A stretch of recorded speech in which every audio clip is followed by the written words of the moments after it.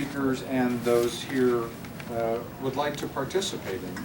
So my intent, we have about an hour. If we get the add-on, we'll add some more time. Both of the speakers are open to any level or style of conversation. But barring any formalities, what I thought would work out is to give each of them about 10 to 12 minutes, introduce themselves, their background, their bio, and what, how, and why they're involved with code enforcement and covenants. And certainly as questions pop into your mind, given the small, intimate group that we have here today, I think that you could either go all Horshack, for those who remember, raise your hand, would be happy to do that, or just engage in the conversation. And my job is to try to help with the clock. I don't think that's going to be an issue because of the number of speakers that we have here today. But with that, and you want to toss a coin, or whoever, go alphabetically? Shall I take that for you? There you go. Okay. So, Mr. Hoover, please. Okay, my name is Rick Hoover. I am president of the Western Hills Acres Homeowners, not homeowners, Neighborhood Association, and have been for a couple of few years. I am involved in this because of Kono. I'm the vice president of Kono on the executive board. And so I've been involved with code enforcement from that standpoint of where we want to put them. There's a discussion as to whether we want to keep them the way they are now, which is Parkland Police Department, which is code enforcement under Chapter 6 and 10, or move them to split them up between land use, which is Chapter 7, and then you can leave 6 and 10 over to the police department. So that's one of the things we're involved in. Another thing we're involved in on code enforcement with a number of officers involved. We have a total of 7 officers. We have slots for 9. Right now we have 7, and one is in the land use, the other ones are police department, code enforcement. We are the 41st largest city in the country. But yet we have fewer land use officers and code enforcement officers than even Aurora, which has 28. So we are so understaffed that we're not getting the kind of coverage we need. This is the reason why it's somewhat of a passion of mine. The old philosophy that you fix the broken windows, you're not going to have as much crime, and that sort of thing. I also sat on the infill committee with Carl. Well, I sat at there. I'm not on it. And I'm on CTAB, which is Citizens Transportation Advisory Board. And I'm also on the PPRTA CAT, which is a Citizens Advisory Committee. That's my involvement and how I got involved. As far as covenants concerned, we are just in the process of rewriting ours. So we've got some personal experience on how to rewrite them and get them approved and that sort of thing. So, Carl, would you move to the other side of the table, please, so people know you're going to be speaking? Yeah, you're in Sorry, the wrong Carl. peanut gallery. I was thinking of doing the same thing, but I didn't. What is it you do? Nice try, Tom. I'll use this one next to you. And Phil, I'm sorry, No, that's all right. that's That's it? it. Okay. So that, from a great neighborhood perspective. Hi, I'm Henry Yankowski, and I run regional building, being a regional building official. We handle new construction and remodels and those type of things. We don't actually get involved in any areas of code enforcement with the exception of one, when something gets very, very bad and it gets declared a dangerous building, then we do get involved. But our involvement is to declare it a dangerous building and tell whichever particular jurisdiction to tear it down. There are 8 jurisdictions within regional buildings territory, I guess, if you call it that. Colorado Springs being the largest, El Paso County, Fountain, Manitou Springs, Palmer Lake, Green Mountain Falls, Woodland Park. So we handle all of those areas, about 23 to 24 square miles. The reason I think I'm part of this conversation is that I've been in as many places as everyone else around the country, and particular doing some of the very related things that you're talking about. Different cities and different states handle things differently. I've been in Spotsylvania, Virginia, Lynchburg, Virginia, Cary, North Carolina, Sarasota, Florida, Chattanooga, Tennessee, and here. So different states handle things differently. In Colorado Springs and El Paso County, each individual jurisdiction handles the code enforcement activities themselves, that we only handle what was specifically, we were specifically granted authority over. Code enforcement has never been something we've had any authority over. I guess, I guess why I'm here is because I've had some involvement with it in the past, and perhaps the city is or isn't doing, or the county is or isn't doing some of the things that maybe I've seen in other states and other cities do. So I think that's my involvement in context of some of the areas. And I guess I didn't add that I had worked in, I grew up in New York, so New York, Connecticut, New Jersey as well. So those particular areas over the course of the last 30 years. Thank you. Sir? Good morning. Well, afternoon, I guess. And I want to apologize. I'm a bit under the weather, so my throat goes out. I'll have to whisper. My name's Tom Ossinger. I'm with the Code Enforcement Unit. I'm the Code Enforcement Administrator at the Police Department. I came in at the end, so I wasn't quite sure when I heard you mention Code Enforcement was doing some zoning type stuff. Well, I just mentioned that there's, code enforcement was moved over to the police department, and it wasn't really a good fit. Oh, okay. I wanted to make sure. And so then we're looking at moving the land use back over to. Yeah, and that has actually occurred. In 2013, land use actually went back over to the city planning department, which has helped us a lot because we were spending so much time on land use violations, we couldn't keep up with code enforcement violations, or vice versa. We had to look at health and safety type things, so then you'd have land use violations that would have to just lag behind while we were dealing with someone that has no heat in their house. So we got to look at the priorities of health and safety. We've got 10 officer positions. 3 of them are funded by community development block grant positions. It's a great thing that we're getting federal money for this. However, there are only 12,000 parcels within what I'll call CDBG block grant areas, and those officers are dedicated to those areas and they cannot leave those areas. So that puts us in a bind when we're short on officers and we can't have someone go up into another area that's non-block grant area funded. So we've got 7 officers that are funded by the city. Right now we are down 3 officers total due to attrition. We are looking to fill those positions very soon here, but then we have 8 weeks of training, background checks, all that fun stuff. So it'll probably be July or later before we get these officers on board. Our primary focus is quality of life, and that's where we want to get in there and do whatever we can to prevent neighborhood blight. Neighborhoods tend to have this broken window theory, which is the fancy term for it is crime prevention through environmental design. That's part of the reason we're in the police department, because our officers work closely with the police officers, because we run across the illegal scrappers, the people that are stealing cars and junking them out or stripping them down. So we have to work closely with them. We also deal with meth houses because a lot of these meth houses are condemned. So the officers have to go out there and make sure that no one's occupying these structures.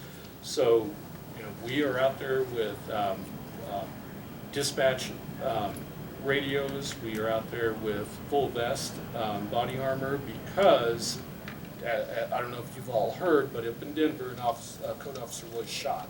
So our job is it's quasi-police type work, but it's also very much customer service, community-oriented, try to get voluntary compliance from individuals. We work as hard as we can to get individuals to comply with our code, but there are times when individuals decide not to. Last year, we investigated, I believe, 25,000 violations, and we ended up writing 15 summonses last year. That's a pretty good record, I think. A lot of times we are unable to get a quick response from someone that's violating city code because we just do not have the workforce to keep going back. We don't have the workforce to monitor every property in a neighborhood. Our officers are putting out fires, basically. We're reactive instead of being proactive. I'd like to see our officers be more proactive out there, but unfortunately, due to the number of complaints that come in, we don't have the time to self-initiate very many complaints. We typically just have to run after complaint after complaint after complaint. So in a nutshell, we deal with a lot of housing issues, and that's minimum housing issues. So we deal with renter-tenant situations where they may have no water, they may have no heat, they may have a sewage backup. So we are there to basically help these tenants, sorry about that, deal with these issues with their landlords. Now, Henry mentioned a little bit about dilapidated buildings. Dangerous buildings is more of what they deal with. There's kind of a three-pronged process. We have what we call a placard for these buildings, and let me put this in here otherwise since it's gone. Basically, if a building has no electricity, no water, or maybe some of the windows are broken out, or maybe it's in foreclosure, we're going to placard that building because we do not want people occupying it. It's more of a safety for that individual than anything, or citizens, because we don't want someone going in there with propane heaters, candles, those type of things, burning that house down and then burning your house down next door. Then we have our dilapidated buildings, and these are the ones where the owner is kind of unresponsive. They typically don't take care of it. We're having to come in and we're having to mow the weeds, we're having to repair the windows or put boards up. Those situations, once we've considered them dilapidated, we can start charging them a $500 reinspection fee every quarter. So it's kind of a tool that we can use to bill them for having a dilapidated building. The problem is it's a double-edged sword, because if it's a property where, let's say the owner is out of state, they just don't care, we could sit there and build up $10,000 worth of fees. And then if that property ever does burn down, and a fine example is a property over at 418 East Bucharest, the owners of that property decided they didn't want to do anything with it, and we kept having to do cleanups. We were billing them. We ended up with $13,000 in reinspection fees and cleanups on that property. It caught on fire. The city got funding because Regional Building helped us out to declare it as a dangerous building. So what happens is Regional Building sends a letter over to the city saying this is a dangerous building, you need to address it. So then our engineering department goes in front of council, asks for money to tear it down. They've got the money to tear it down.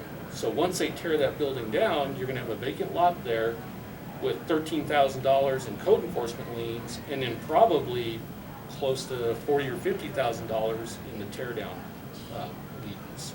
So it's a double-edged sword with this type of thing. Our goal is to get someone in there and be responsible. We have some groups out there that are working with us that are trying to acquire these properties to turn them around. Light for Bright, if you ever hear that name out there, they've been doing a lot of work trying to get these properties turned around.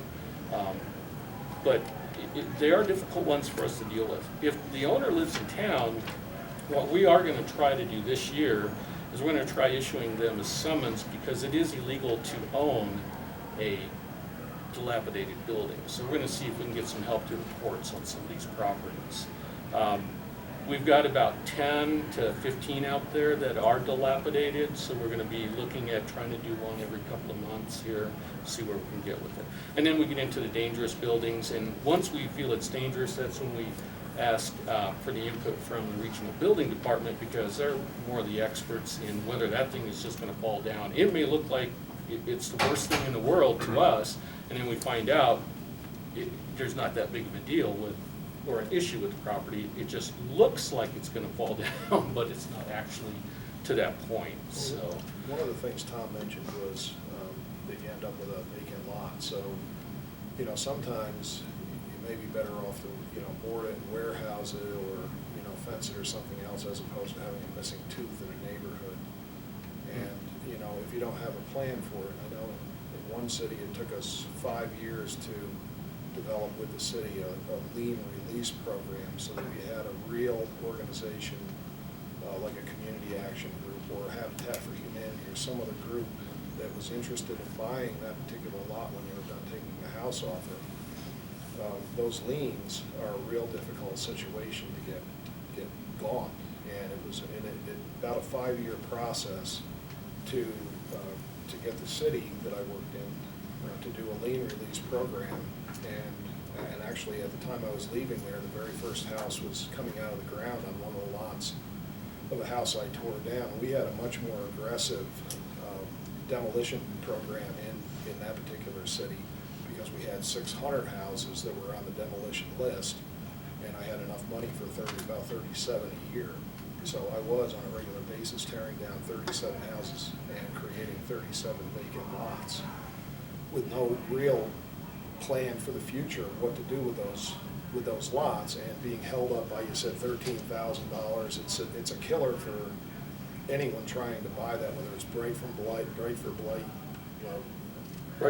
Light to bright. I'm sorry. And I may have said it backwards. Well, whatever it is, whatever group it is, Habitat or whoever. And the other thing is, we were dealing with much small lots, so Habitat for Humanity really was geared to build single-story homes, because of their volunteers and that, being up higher, there's more risk of fall, all of those things.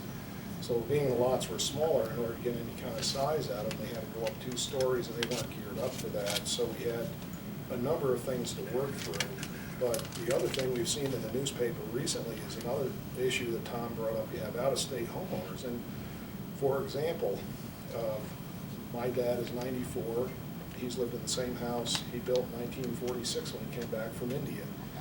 And the problem is now he's in a nursing home. And my sisters and I, we all live in other parts of the country. It is still America. He still owns the house, and he has the right to own the house, but it may not be taken care of exactly like we would want, because we're not, quite frankly, there. It's a 2,000-mile flight plus into New York City, and it's a rigmarole. So the house may not be being taken care of exactly.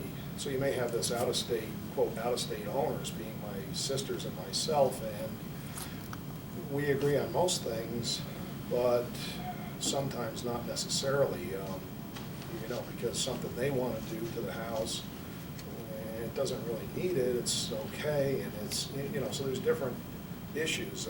People die without wills, and then the property becomes even more difficult for Tom to deal with, because you have all these extended owners. So really, part of the program should be trying to make sure people have wills. Right? It sounds like a crazy thing for code enforcement, but when people die and they don't have a will, it goes on to another set of heirs. And we bought a house in North Carolina that had 101 signatories on the house that we had to find, and they had to be tracked down all across the country, and they did it in a week. They were vigilant, and everyone, grandma, whoever it was, needed to sell her house, and they all signed up, and we bought the house. But that may not have been the case. It could have been held up for weeks. So really, Tom needs help with making sure folks do wills, get people that have wills, so that if there's a problem, and it sounds like not code enforcement, but it is. There's so many other things. A lien release program, some way to get these properties, when Tom gets them torn down, some way to recycle them, get them into whether it's Brightford Blight or somewhere else. So I'll shut up, I feel like I'm. No, That's all right. that's a great You know, segue and into the the other Blight thing is we right. see, you know, we see the difficulty in the newspaper unfolding every day with Kansas City trying to get one of our council people to show up in court in Kansas City. Well, it's a true life code enforcement story. They cannot extradite, whether it's Mr. Bruce or Ms. Collins, we can't. You know, when I was in Virginia, I couldn't extradite somebody from another state. I couldn't get it done unless they happened to be in town. You know, there's a number of issues that are side issues to what Tom deals with that he needs help. First off, I'll say I worked in a city that had 75,000 people, and we had 9 code enforcement officers. So, you know, Tom's 9, 435,000 population. And not only is it 435,000, it's how many square miles? Almost 200 square miles. 200 square miles. So, you know, my concern when you know, having come from a kind of a code enforcement background, and I guess I should start by saying that, or I didn't start, but by saying I feel I have a very strong responsibility. The city provides me many things, being a resident of the city. If I feel like I need to call a cop because I'm scared of something, I call a cop. We have curb, gutter, sidewalks, we have police department, we have fire department. The fire department's one of the best in the country. It's an ISO rating of a 2. If you don't know what that is, it's the higher the number, the worse the department, the higher the number, the higher your insurances are on your homes. The rating here is a 2. So when it comes to the responsibilities I have as a citizen, one of them is to take care of the house and the property, take care of the sidewalk. When it snows, my fanny's out there shoveling. That's my responsibility. So somehow I think, you know, to get folks to understand that it is a responsibility for the things that the city provides. It's an agreement, it's an arrangement, a contract, if you will. The city agrees to do certain things, like plow the snow, they do it, and we agree to do certain things, like take care of our house. So I'll shut up. So before I introduce Mr. Schuler, I just want to help this side of the room, because I'm going to call on you, and I want to give you a warning. I'm going to ask after Mr. Schuler speaks, just to give us your first name and why are you here in 30 seconds. And then, It is a test. and then, but see, I'm giving you fair warning, so you can, now you can make up whatever name you want to use today, you know. But that way, just to help the presenters as we launch the dialogue, they may actually, again, fair warning, they may ask questions on this side of the room too. So just to give you some fair warning. So, sir, please. Okay, I'm Carl Schuler, and I've had about 2 minutes now to get prepared for this conversation. I'm involved with the city on the planning side. I'm the comprehensive planning manager for this city, and I'm involved in the infill steering committee process that's going on right now. We have a member in the room, Rachel Beck, who represents Kono. Rick indicated that he's part of that group. He's kind of an emeritus, trying to think of what the right word is, but he's been there enough that he really is an honorary member. And then Dave Munger, who's the president of Kono, we basically invite him almost every meeting to give the last word on the topics that we talk about. What the committee has done, I should give you a quick admission. Back about 10 years ago when I worked for the county for about a year or so, I supervised the enforcement staff, land use enforcement staff